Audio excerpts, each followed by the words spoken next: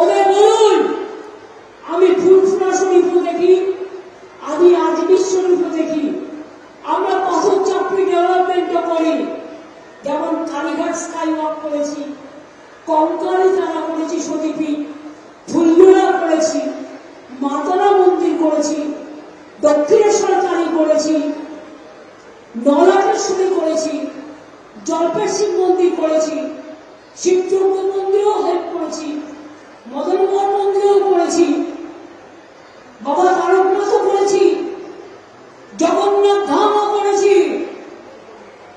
হিংসা করবেন না, সবাই দেখতে যাবে। এমনিতে বলে বেড়ান আমি নাকি ধর্মই মানি না। আপনাদের কাছ থেকে আমায় শিক্ষা নিতে হবে আমি কোন ধর্ম বিলংস করি।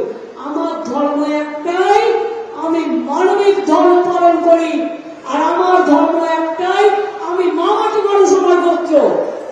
আমি যেখানে পুজো দিতে যাই, জগন্নাথ ধামেও আমায় জিজ্ঞেস করেছে আপনার গোত্র কি, আমি বলেছি মা মাটি মানুষ। তার কারণ আমি না আমার ঠাকুরের ছোঁয়া, মন্দির মসজিদ গুরুদ্বারা গির্জার ছোঁয়া যেন সবারকে কল্যাণ করে, সবাইকে মঙ্গল করে।